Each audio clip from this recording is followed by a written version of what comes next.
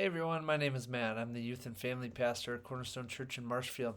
I'm here today with your Cornerstone Connection, a daily devotional. So I wonder, if somebody could pay you a compliment, if they could give you a compliment, what is one of the best things they could say to you?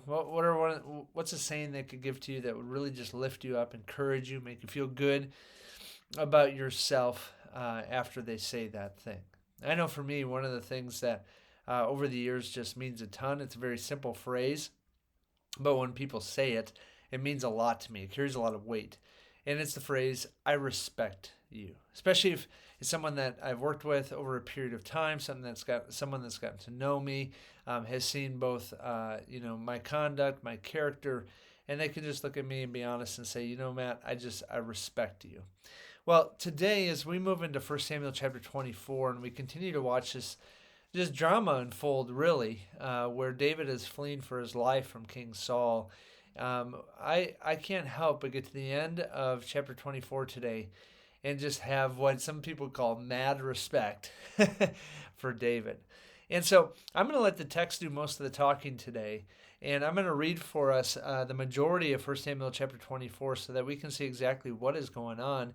But also, I want us to see the type of conduct that leads to the respect that people might have for us. Now, we could argue here about whether respect is something that should simply just be given or if respect is something that is earned, and we could debate about that, but let's not go there today. Let's just see how our conduct that is fueled by our character can lead to people having a great respect for us, and I think we'll see that in David today. So 1 Samuel chapter 24, starting verse 1, here's what's happening. Check it out. After Saul returned from pursuing the Philistines, he was told, David is in the desert of En-Gedi. So Saul took 3,000 chosen men from all Israel and set out to look for David and his men near the crags of the wild goats. He came to the sheep pens along the way. A cave was there, and Saul went in to relieve himself. He's going to the bathroom. David and his men were far back in the cave. And the men said to him, This is the day the Lord spoke of, when he said to you, I will give your enemy into your hands for you to deal with as you wish. Then David crept up unnoticed and cut off a corner of Saul's robe.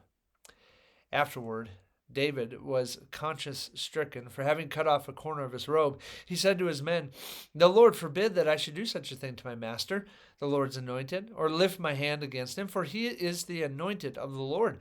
With these words, David rebuked his men, did not allow them to attack Saul, and Saul left the cave and went his way. Verse 8, Then David went out of the cave. He called out to Saul, My lord the king. When Saul looked behind him, David bowed down and prostrated himself with his face to the ground, humility. He said to Saul, Why do you listen when men say David is bent on harming you?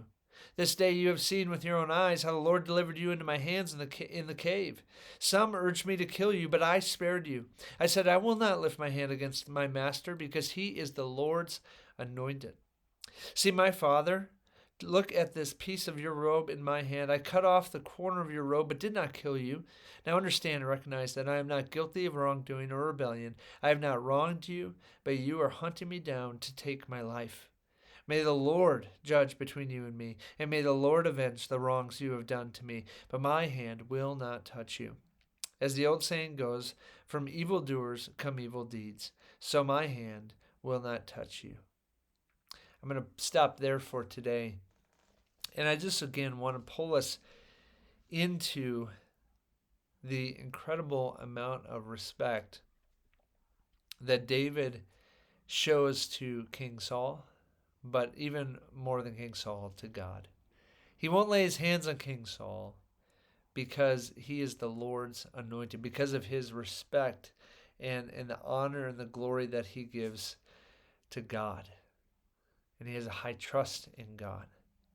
And that really is the key, isn't it, friends?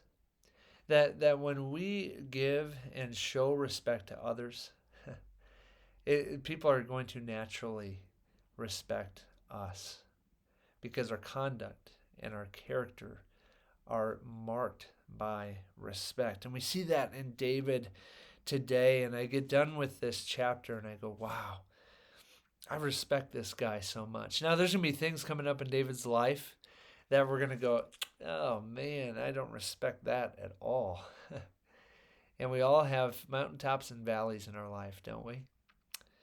And so thanks be to God that He gives us grace, that He forgives us, and that He gives us those opportunities again to have moments where we can show high conduct, we can show our high character, and we can also earn, at times, the respect of others, as David does here.